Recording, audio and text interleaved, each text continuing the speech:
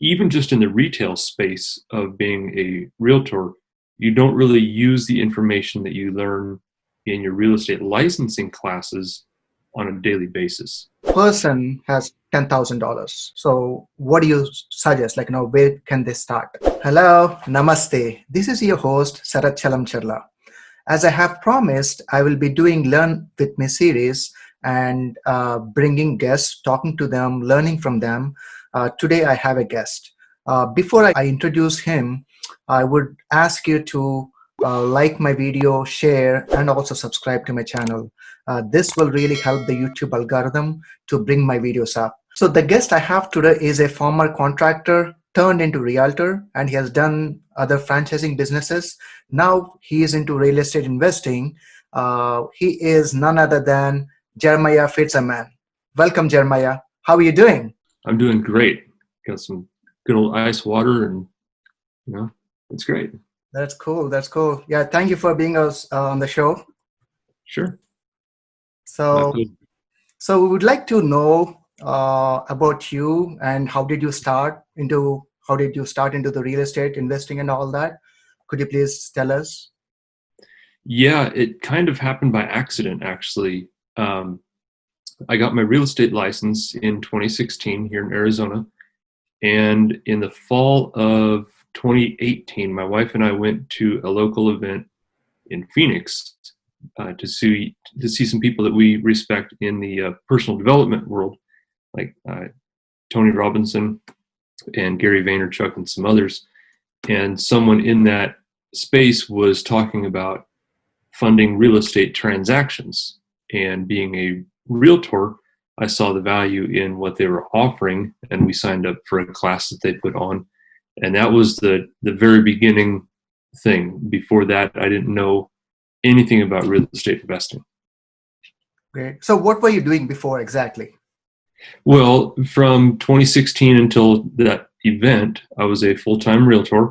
So working with buyers and sellers, representing people when they were buying a home or listing a home for clients, just in the retail space, single family homes, no commercial, no land development, nothing like that, just normal retail home buying and selling.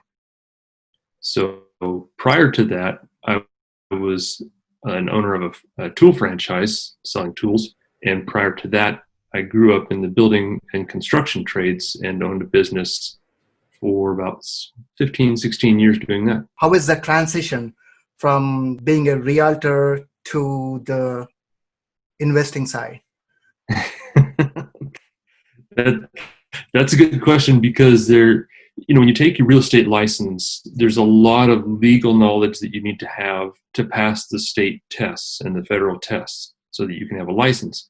And it's great information, but you don't use hardly any of it in the real world, right? Because a lot of it goes into the history of how the real estate laws and things got set up in America and why they are the way they are and how to read plat maps and all kinds of things.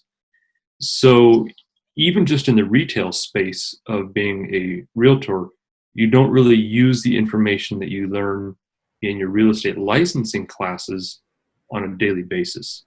Some agents might, but the bulk of us don't. And then to go into an environment where people are doing creative financing, they're working directly with buyers or with sellers, and usually in some sort of either distressed situation or purely financial, right? The emotional content of the transactions are much less in the investing sphere. And so that was another transition. And then to realize that there's so many different ways to structure a transaction than just find a bank, find a home, buy it, and move in. Yeah. Or to list a home, find a buyer, sell it, and move out. So it's been a fascinating journey to learn the things that we have and do the things we have, and a lot of it was unexpected. That's good. So what was your first deal, and what kind of challenges or what did you learn? And could you please share some thoughts on that? Yeah. So our very first investing transaction was actually out of state, and that was in the spring of 2019. And we contacted a realtor in the Kansas City, Missouri area because my wife is from Kansas. I lived there for about 10 years, and we kind of are familiar with the market there because we lived there long enough. Yep. And so we ended up finding a realtor. We found a property, and actually Jandy, my wife, found them both, and then she brought it to me. And we did a wholesale transaction on this property, and we lost a lot of sleep, and I lost more hair. And we didn't make a lot of money on it, but we definitely learned some things. We learned some things to not do. We learned to ask more questions because every state is different, and every state, the laws in each state are different, right? Yep. So, and the forms have different names. When you're going through a realtor, the state forms are different. So it was a good learning process, and we did make some money on it, not very much, but we didn't lose money. Yeah, no, that is very good. Like, I really like that. Like, doing it for the very first time, irrespective of you make money or not, right? Like, the experience is very important. Right. And yeah, that's what I believe in for sure. Yeah, really. Yeah, and not losing money was just even better. I know. I agree. Yep. Yeah. So what do you like the most in real estate? What's your passion? Like, you really feel good, like, great doing this thing. Like, I know there are a lot of things in real estate. Like, what do you like the most? Well, I want to segment that question just a little bit and speak to it from two different sides. Okay. So, as a realtor working with buyers and sellers, what I really enjoy there is helping a buyer that's never purchased a home or had lots of bad experiences or things like that, help them get through the process and successfully get them into a home, and help them and teach them and show them the way to take. That's personally satisfying to me. The other part that I like as an investor is being able to take a property in what we call a fix and flip strategy, and take a home that's run down, beat up, and make it pretty again, and then have a buyer find that home and fall in love with it. The creative aspect of that side is what I really enjoy, probably more than anything. But I like both of those functions or both aspects very much. That's great. So what kind of methods you usually follow to make a decision on a deal? Or how do you find it, or how do you work on that? Yeah. So, well, before you called today, I was actually doing my homework looking for more real estate deals. So I go and I try to find people that are in some sort of distress, that have a problem they need solved, and it involves real estate. Right. Okay, so we can use the real estate portion as whether it's monetary or just a relief from a debt load they need out of or whatever. The particular property that my wife and I just completed was actually a foreclosure, but the borrower had died. And so there was no heir to the property. And kind of a probate thing? Well, it wasn't even probate because the children of the deceased man had not opened a probate case, which is a legal action. Okay. So there was nothing being done. So, and then there were squatters in there and things. So we had to work through several things. But that's kind of what I look for. I look for properties with a problem or sellers that need help out of a situation. How do you deal that? Like, there is no probate, no heirs are not taking care of it. So what are the next steps? It eventually goes to the auction, or you can save it before that, or whom do you contact, and how does it work? Well, that depends again on what the exact nature of the problem is. So if the person is alive and maybe they have a loan that they can't pay because they've lost their job, right, which is common right now, then we can do different financing options to remove the debt load from them, and we can take it on ourselves, or we can do some other creative financing. Alright. Um, because I'm a realtor, I could also list the property for them, which obviously not every investor can do, but I can. So maybe sell the house for them. If someone's passed away and there's a family or heirs, but they don't know what to do, then we can help them through the probate process and offer to buy the home at the end of the probate, or find a solution really, and we tailor it to each situation. So in investing, real estate investing, so do you Mhm. need all the capital to purchase a property, or can we borrow money, or how do you raise the capital? Can you share something on that? Yeah. So again, it's going to depend on the nature of the situation, right? And also what kind of financial depth an investor has.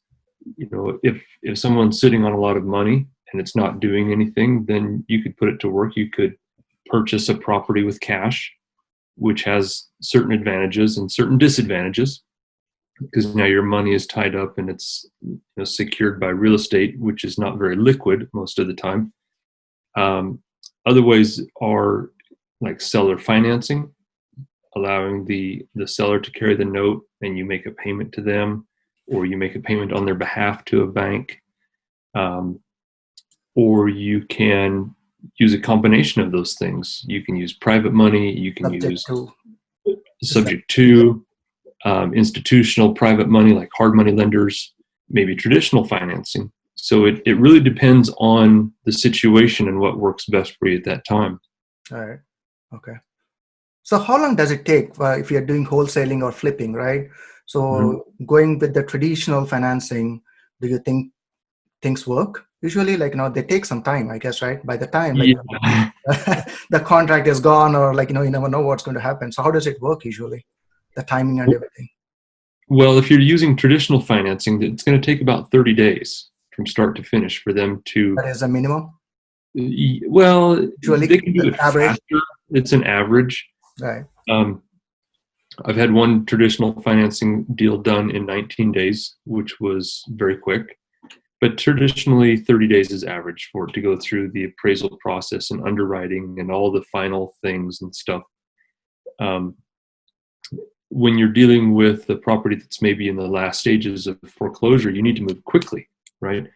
And that's where people like hard money lenders or private funds allow you that flexibility that you need to move quickly that you may not have in the traditional sense. So if a person, you have a contract with at certain price, right? Mhm.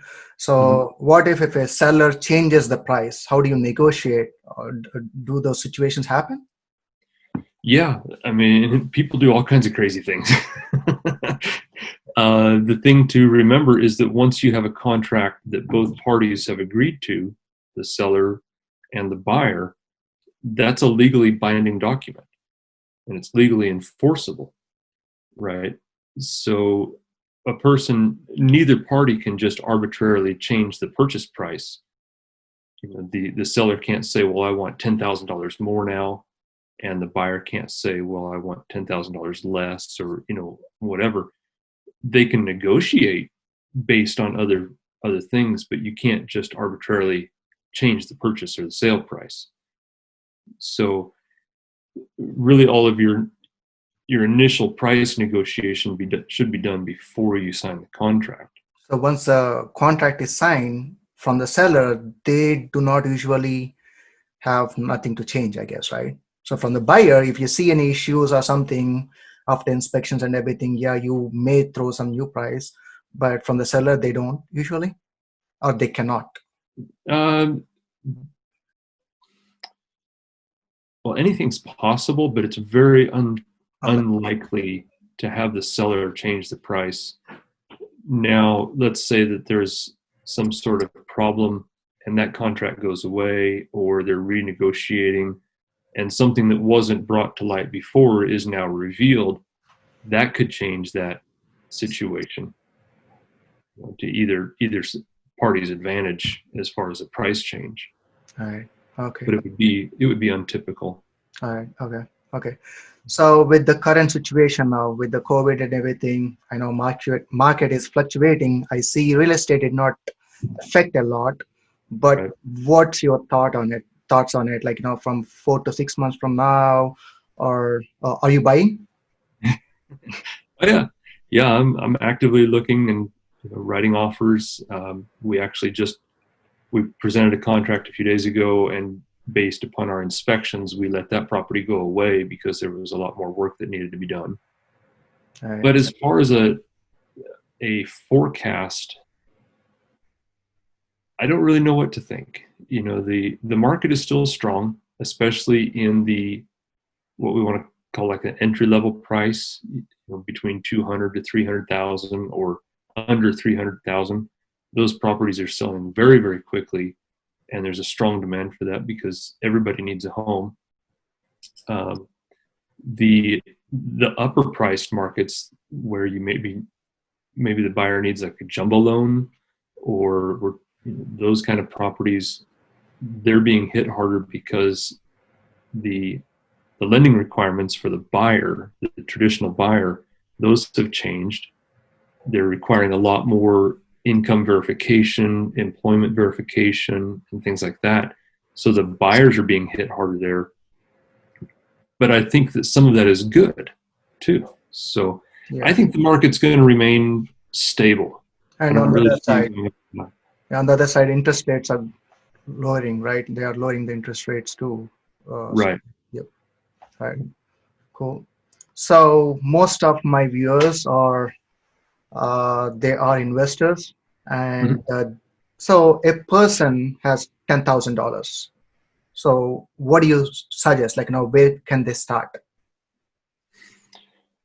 Well, I think the best, if you have $10,000, the best thing to do is invest in yourself and educate yourself in some way, right? It's very Whether important. you're purchasing an education or you're partnering with someone that can teach you or something like that. But if you really want to get ahead faster in your investing career or business, um, being educated is probably the biggest asset you can have. I see a lot of people going out and trying to spend money on systems, or they're building buyer lists or things like that, and nothing really happens until you have real estate, right? So to create or spend money on these systems that you don't know how to use yet, I don't think it's a good use of time or money. Yeah, it is. So I Yeah. think education is probably the most important part. Yeah. Invest in yourself. It'll go nowhere. That's the Mm-hmm. best thing. Yeah, I really believe in that. Yeah, sure. All right. So thank you. And I have few rapid questions. So you can answer in either few words or a sentence, whatever you like, but I want it fast. Okay. Okay. So best habit you're proud of. Whew. Making breakfast for my family. That's good. So best app or tool you use in the real estate, the whole thing. Well, for me, that would be the MLS MLS. because I have access to that. That's good. That's good. Best book, blog, or podcast, or you can say all of this if you have. Now, is this real estate specific? I would say, or anything Okay. investing or anything that helps you grow. Okay. Probably my favorite podcast is Radio Lab, and it's not real estate specific by any means, but it has lots of science and culture and current news and a lot of things that I think bear or are relevant to how people live and what they do. That's great. So first thing you do every day in the morning I wake up. after you wake up. After I wake up, uh, after I get dressed and around, I make myself and my wife a latte every morning. That's good. That's good. Name three most important things to you. Family, work, and my faith. Okay. So you want to share your 5-year plan, something? Well, as a matter of fact, I have my 10-year plan that I hang on the wall in front of my monitor, so I look at it every time I'm sitting here at my desk. And my 5-year plan is to have some rental properties, doing fix and flips, at least one per quarter. Sure. Have my personal debt at 0, and a few other things. That's good. That's good. Always have a vision, goal. That really helps you. So what keeps you motivated or inspired every day? I just like to work. I do not like to sit around and be lazy. I would much rather be doing something. So I just enjoy what I do. I enjoy working. That's great. So best quote you could think of right now?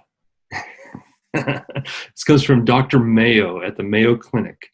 Okay. I toured one of their clinics once, and on one of the Mayo brothers' desks was a little placard, and it said, "There's no fun like work." I totally get it. I believe in that. Yes. And the last one is life is, fill it up. Oh boy, life is interesting. Yes. All right, Jeremiah. Thank you so much for your time. I really appreciate you shared really few good things. Thank you again. You're very welcome. This has been a lot of fun.